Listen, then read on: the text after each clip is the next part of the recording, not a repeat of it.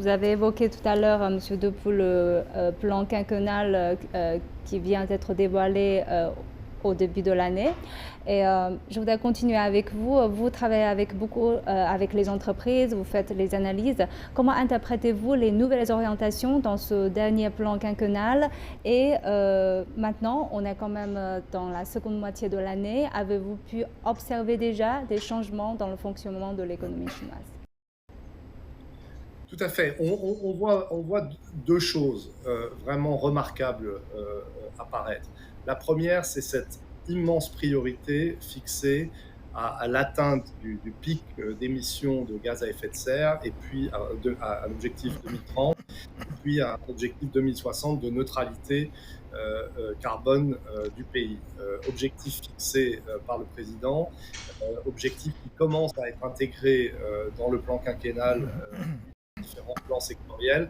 Et on voit massivement les entreprises chinoises et étrangères, d'ailleurs, en Chine, consacrer beaucoup d'énergie à repenser leur modèle d'activité de façon à se conformer à cet objectif et à en tirer parti, parce que c'est quelque chose qui va tirer beaucoup d'innovations technologiques, beaucoup d'investissements dans l'hydrogène, dans les énergies renouvelables, dans le stockage d'électricité, pour ne citer que quelques éléments, mais aussi qui va changer la façon dont on conçoit les villes.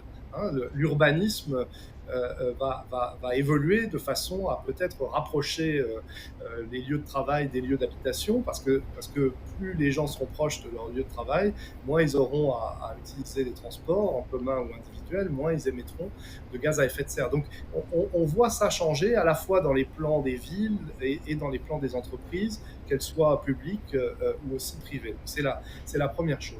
La deuxième chose, c'est que pour la première fois, le 14e plan ne fixe pas d'objectif de croissance contraignant comme c'était le cas jusqu'à présent. Et ça change aussi l'état d'esprit et la mentalité. C'est-à-dire que les indicateurs de performance des entreprises, alors ça commence par les entreprises d'État qui sont, je dirais, en prise directe avec le plan, mais ça se répercute dans le reste de l'économie, commence à penser un peu différemment leur croissance, c'est-à-dire comment peuvent-elles améliorer la qualité de leurs produits, comment peuvent-elles améliorer la valeur ajoutée, pas seulement le volume, mais la valeur ajoutée qu'elles produisent, l'innovation qu'elles intègrent dans leurs produits.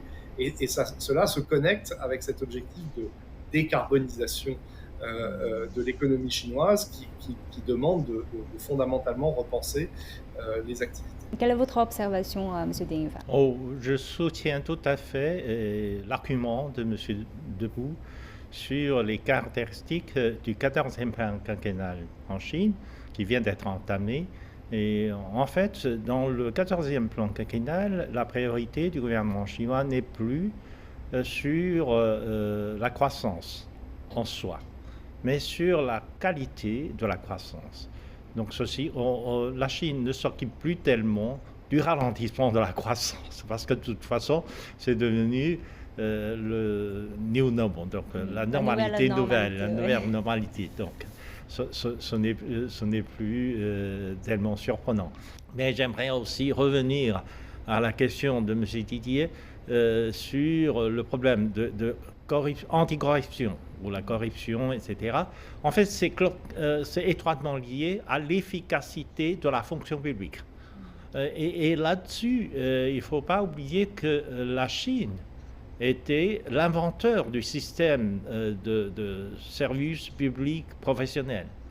Et nous avons créé un corps de fonctionnaires professionnels de l'État depuis la fondation de l'Empire, le premier empereur. Donc il y a plus de 2000 ans.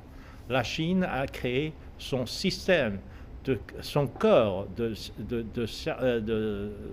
serviteurs ou de services publics professionnels, et ça compte énormément. Ça permet, par exemple, la mise en application du plan quinquennal depuis l'État, depuis le gouvernement central, jusqu'au dans les provinces, dans les districts, jusqu'au dans les unités de base.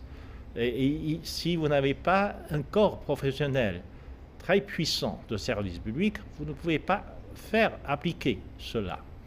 Et d'ailleurs, la lutte anti l'épidémie, par exemple, a montré aussi que les mesures de prévention, etc., peuvent être mises en application par ce corps professionnel de service public. Et ça, c'est quelque chose de très important dans la réussite du développement chinois.